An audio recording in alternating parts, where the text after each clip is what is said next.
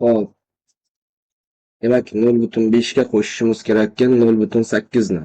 Demak yozib olamiz. Birinchi misolimiz bo'ladi. 0,5 ga qo'shishimiz kerak 0,8 ni. Bu yerda butunlar tagma-tag tushishi shart. Demak 5 ga 8 ni qo'shamiz. 13 bo'ladi. 13 ni bu yerga 3 bo'ladi. 0 ga 0 ni qo'shamiz, bu 1 bo'ladi. Demak bu yerga 1,3 bo'ladi. Xo'p, keyingisida esa ikkinchi misolimiz ekan. 0,32 ga qo'shamiz 0,8 ni. Demak 0,32 qo'shilgan 0,8. Demak ikkalasini qo'shadigan bo'lsam, demak bu yerdan 2 tushadi.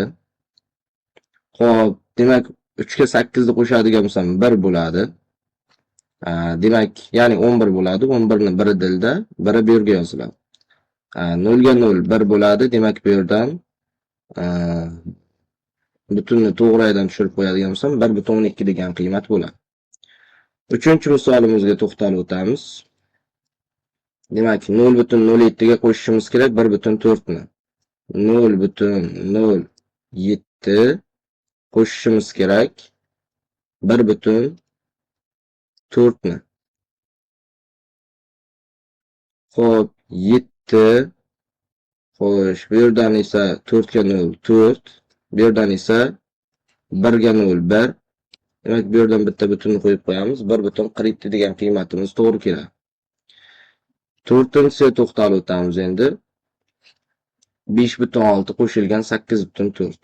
5,6 qo'shilgan 8,4. Demak 6 ga 4 qo'shamiz 10, 10 ni 0, biri dilda. 8 ga 5 qo'shamiz 13, biri dilda bilan 14. Demak 14,0, ya'ni 14 deb ketsak ham bo'ladi bu qiymatimizni. Ko'rib turganimizdek, har bitta qiymatimiz to'g'ri chiqib keldi.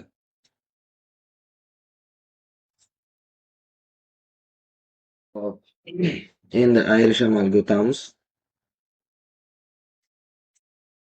Bizga aytibdi birinchisida 5,6 ayrilgan 2,8. Demak, birinchi misolimiz 5,6 ayrilgan 2,8. Xo'p, demak ayiradigan bo'lsak 16, chunki 6 dan 8 da ayirib 16 dan 8 da ayiradigan bo'lsam 8. Xo'p, biri dilda, bu yerga 4 qoladi. 4 dan 2 ni ayiradigan bo'lsam 2 bo'ladi. Demak qiymat 2,8. Keyingisiga to'xtalib o'tamiz. Ikkinchi misolimiz 2,4 ayrilgan 0,8. 0,8. Xo'p, demak 14 bo'ladi. 14 dan 8 ni ayiradigan bo'lsam bu yerga 6 qoladi. Xo'p, bu yerga 1 qoldi. 1 dan 0 ni ayiradigan bo'lsam 1 bo'ladi. Demak 1,6. Uchinchisiga o'tamiz endi. 1,9 dan ayirishimiz kerak 0,98 ni. 1,9 ayrilgan 0,98. Xo'p, demak ayiradigan bo'lsak, mana bu yerda hech narsa yo'q. Bu yerda demak 0 bor degani. Qarz olib beramiz 10 bilan 10 dan 8 da ayirsam 2. Endi bu yerga 8 qoladi. Yana 10 qarz olib beramiz 18 bo'ladi. 18 dan 9 da ayirsam 9 bo'ladi. Bu yerga 0 bilan 0 dan 0 ayirsam 0 bo'ladi. Demak 0,92. To'rtinchisiga to'xtalib o'tamiz endi. 1,6 ayrilgan 1,2. 1,6 ayrilgan 1,12. 12.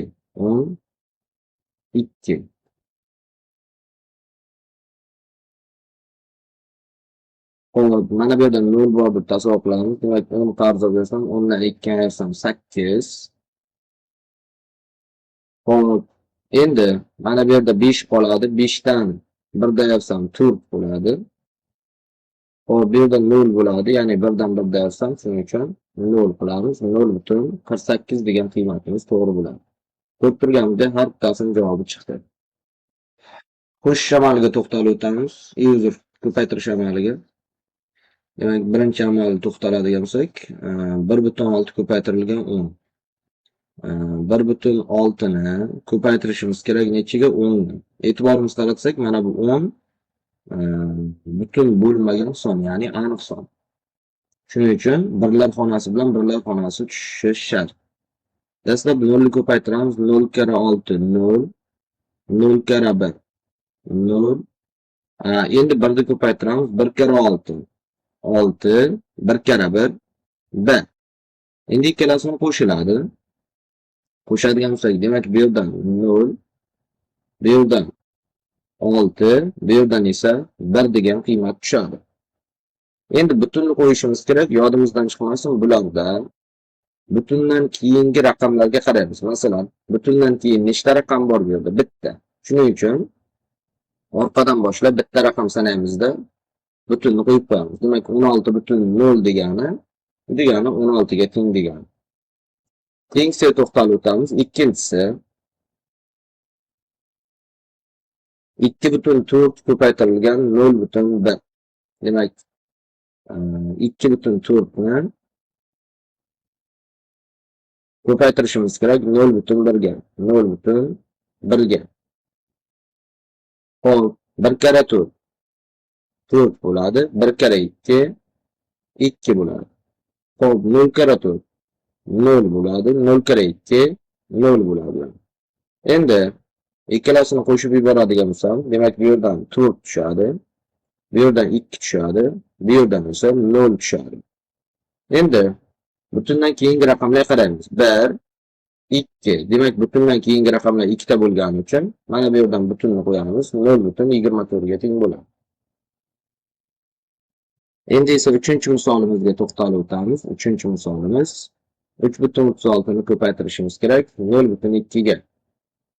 3,36 ko'paytirilgan 0,2. Hop, 2 kira 6 12. 12 ni ikkisi 2 kira 3 6. Bo'yna 1 dilda bilan 7 bo'ladi. 2 kira 3 6 ga teng bo'ladi. Endi 0 kara 6 0 bo'ladi. 0 kara 3 0 bo'ladi. 0 kara 3 yana 0 bo'ladi. Hop, endi buni qo'shadigan bo'lsak, xo'sh, bu yerdan 2, bu yerdan esa 7, bu yerdan esa 6, bu yerdan esa 0 bo'ladi. 0,672 ga teng bo'ladi qiymatimiz. Keyingiga to'xtalib o'tamiz. 4-amalimiz shunda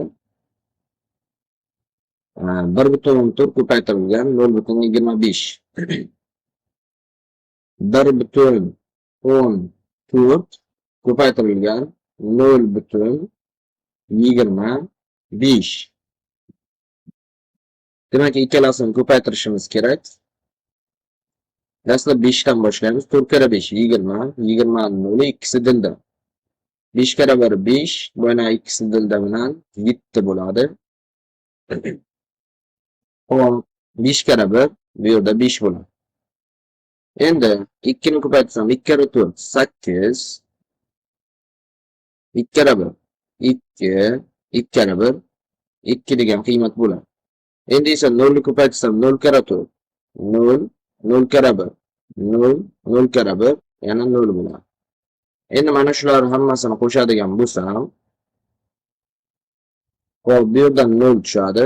Bu yerdan 7 ga 8 ni qo'shadigan bo'lsam 15, 15 ni 5 bo'ladi bir dilda. 2 ga 5 ni qo'shadigan bo'lsam 7, bir dilda bilan 8 bo'ladi. Hop, bu yerdan esa 2 tushadi. Bu yerdan esa 0 tushadi. Endi butunlar qo'yadigan bo'lsam, demak, mana bu yerda butundan keyin 2 ta raqam bor. Bu yerda ham butundan keyin 2 ta raqam. 1, 2, 3, 4. Demak, qiymatimiz 0,285 ga teng bo'ladi. Ko'rib turganimizda barcha ko'paytirishlarimiz to'g'ri bo'ldi. Xo'p, demak, keyingisida 26 ni bo'lishimiz kerak ekan unga.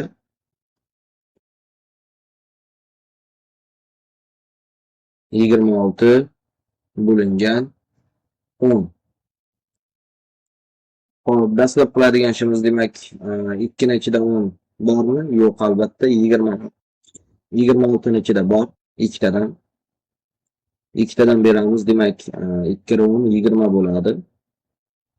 Ayab tashlaymiz, demak, bu yerga 6 tushadi. Demak, 6 10 ga bo'linmaydi. Shuning uchun bitta butun beramiz va bu yerga bitta 0 beramiz. Endi bu yerga 6 tadan beramiz. Demak, 6 kira 10 60 bo'ladi va qiymatimiz 0 bo'ladi ayab yozsak. Demak, 2,6 degan javobimiz to'g'ri bo'ladi. Ikkinchi misolga to'xtalib o'tamiz. 4,4 bo'lingan 0,1. 4,4 bo'lingan 0,1. 0,1. Endi yodimizdan chiqmasin. Butunlarning siljishi degan narsa bor. Ya'niki chap tomondan nechta butun siljisa, o'ng tomonga qarab, mana bu yerdagi raqamlar ham xuddi shuncha butun nima qiladi? Siljiydi. Shunda bitta siljitsak bu 44 bo'ladi. Demak, 44 ni bo'lishimiz kerak qoladi shunda 1 ga. Demak, 4 ning ichida 1 4 tadan bo'ladi. Demak, 0. Endi bu yerdan 4 tushadi. 4 ning ichida ham 4 bitta, demak bu yerga ham 4 tushadi. Ayirmamiz 0 bo'ladi. Endi esa keyingisiga to'xtalib o'tamiz. Keyingisi 3-misolimiz. 14,7 bo'lingan 0,15. 14,7 hop bo'lingan 0,15. Endi ko'rib turganimizdek, mana bu yerda bitta butundan keyin bitta raqam bor, bu yerda esa ikkita raqam bor. Biz butundan keyin istagancha 0 yozganimiz bilan qiymat o'zgarmaydi. Masalan, misol sifatida ko'rsataman. 14,7 teng bo'ladi nechiga? 14,70 ga yoki 14,700 ga. Xullas, buni orqasidan biz istagancha 0 yozganimiz bilan baribir qiymat o'sha 14,7 deb qolaveramiz. Tushunarli? Demak, orqasidan bitta shuning uchun 0 yozaman-da. Endi butundan keyin bu yerda nechta raqam bor? 2 ta. Bu yerda ham 2 ta raqam bor.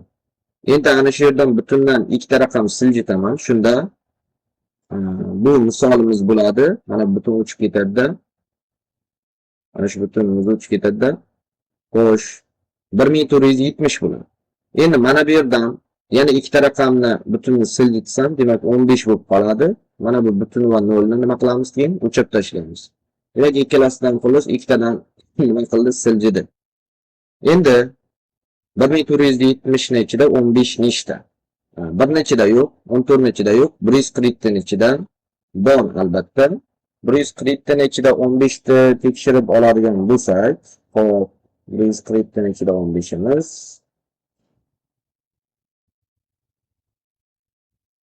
To'qqiztaga teng. Demak, 9taga teng. 9tadan beramiz dastlab. 9 kira 5. Demak, 35 bo'ladi. Yo'q, 45 bo'ladi. 45 ni 5 i. Xo'sh, 4 dilda 9 kira 1 9. Va 4 dilda buni 13 bo'ladi. Endi qiymatimiz. Xo'p, ayirib yuboramiz. Demak, 7 dan 5 ni ayirsam 2 bo'ladi. Xo'sh, bu yerga 1 qoladi. 1 tushiramiz va bu yerga 0 ni tushiramiz keyin. 0 ni tushirganimizdan keyin bu 120 bo'ladi. Endi 120 ning ichida nechta 15 bor desak, demak 8 ta 15 bor. 8 kira 5 40. 40 ning 0. 8 kira 1 8. 4 qo'shsak 12 bo'ladi. Demak, ayab tashlaydigan bo'lsak 0 bo'ladi. Demak, xulosa qiladigan bo'lsak 98 ga teng bo'lar ekan. 4-inchisiga to'xtalib o'tamiz endi. 0,49 bo'lingan 0,025. 0,49 bo'lingan 0,025. 0,025. Xo'p, endi ko'rib turganimizdek, mana bu yerda, ya'ni o'ng tomonda 0,025, ya'ni butundan keyin 3 ta raqam turibdi, to'g'rimi? Bu yerda esa butundan keyin 2 ta raqam turibdi. Shuning uchun boya aytib o'tgandek, orqasidan Yana bitta 0 qo'shib qo'yaman, qiymat o'zgarmaydi. Endi mana ko'rib tursak, bu yerda ham butundan keyin 3 ta raqam, bu yerda ham 3 ta raqam. Demak, butun 3 ta raqamdan keyin siljitsam bu 490 bo'lib qoladi. 3 ta raqamdan keyin siljitsam bu 25 bo'lib qoladi. Endi oldidagi 0 va butunni o'chirib tashlayman. Buningini ham o'chiramiz mana. Shunda 490 ni 25 ga bo'ling degan qiymat kelib chiqadi. Demak, 49 ning ichida 25 imiz bittadan bersam demak 25 bo'ladi. Ayirib tashlaymiz. 9 dan 5 tayirsam 4 bo'ladi. Ayiradigan bo'lsam bu yerga 2 bo'ladi. Xo'p, endi 24 bo'ldi. Bitta 0 ni tushira olamiz pastga. 240 ni bo'ladigan bo'lsam 25 ga xo'sh 240 ni 25 ga bo'lsak nechtadan hisoblay olamiz? 9 tadan deyar ekan yana. Xo'p, 9 kere 5 45 2 kere 9 18 boyagi 4 bilan 22 bo'ladi. 225 xo'p, ayiramiz. Demak, mana bir 10 qarz beramiz. 10 dan 5 tayirsam 5. Xo'p, endi xo'sh, bu yerda bitta qarz bersak 3 qoladi. 3 dan 2 ni ayiradigan bo'lsak 1 bo'ladi. Xo'sh, bu yerda esa 0 bo'ladi. Endi 15 ni bo'lib bo'lmaydi 25 ga. Shuning uchun bu yerga bitta 0 beramiz. O'zimiz yo'l joydan 0 berdik. Shuning uchun mana bu yerdan bitta butun beramiz. Demak, endi bu yoqqa 6 tadan beradigan bo'lsak, 6 kere 5 30, 30 ni 0. 6 kere 2 12, mana 3 tilda bilan 15 bo'ladi. Ayiradigan bo'lsak 0 bo'ladi.